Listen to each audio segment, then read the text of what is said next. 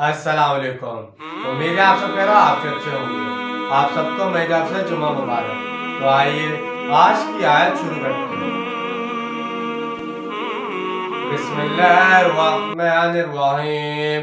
Is अंतुम bill उद्वातिद दुनिया व हुम बिल उद्वातिल क़ुस्वा वलौ तवअदतुम लख्तलफ्तुम फिल मियाद वलकिन लियक़ज़िय अल्लाहु अम्रन कान मफ़ऊला लियहलिक मन हलक अन बय्यिनातिन व यहय्या मन हय्या अन बय्यिनतिन व इन्नल्लाह लसमीउल अलीम।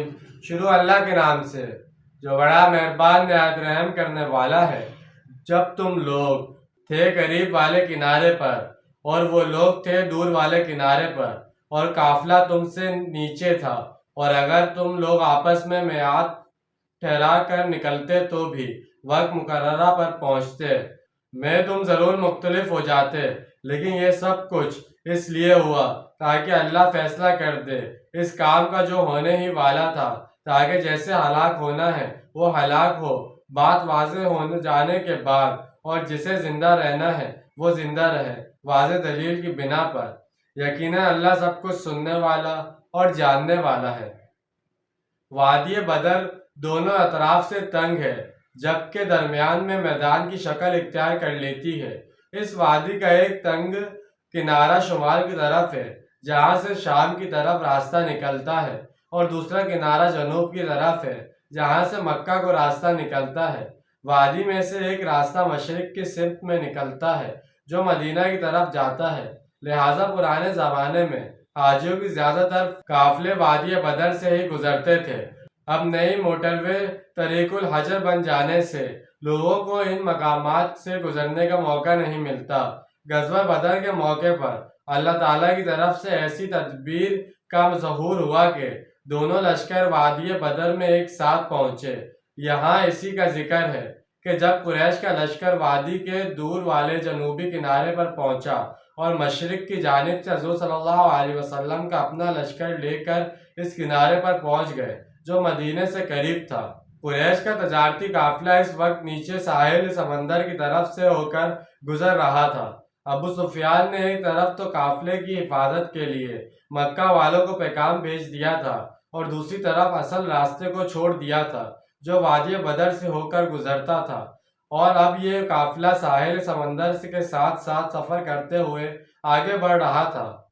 बदर के पहाड़ी सिलसिले से आगे थामा का मैदान है जो साहिल समंदर तक फैला हुआ है, और काफिला इस वक्त इस मैदान की आखिरी हदूद पर समंदर की जानिब था। इसलिए फरमाया गया कि काफिला तुमसे निचली सतह पर था। यानी ये तो अल्लाह की मस्बत के तहत दोनों लश्कर ठीक एक ही वक्त पर वादी के दोनों किनारों पर पहुंचे थे।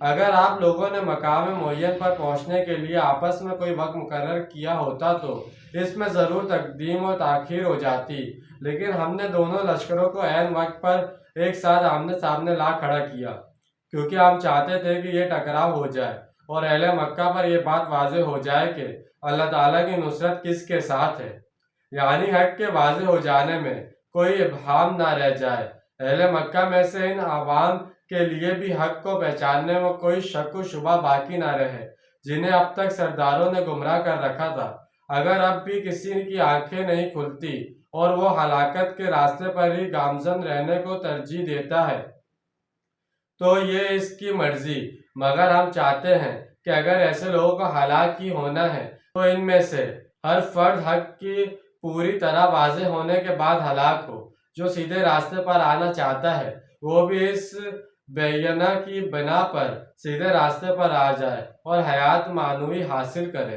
तो जैसे कि आज हमने एक आयत का तर्जुमा तफसील बयान की है, इसके अंदर भी जंगे बदर के मैदान के बारे में ही बताया जा रहा है। तो उम्मीद है आपको समझ में आया होगा, पसंद आया होगा। मिलते हैं अगली वीडियो। अपना ढेर सारा ख्याल रखिएगा, अपना ज़्यादा दूसरों का ख्याल रखिएगा। जब तक के लिए अल्लाह हाफिज़, फ़ी अमान अल्लाह।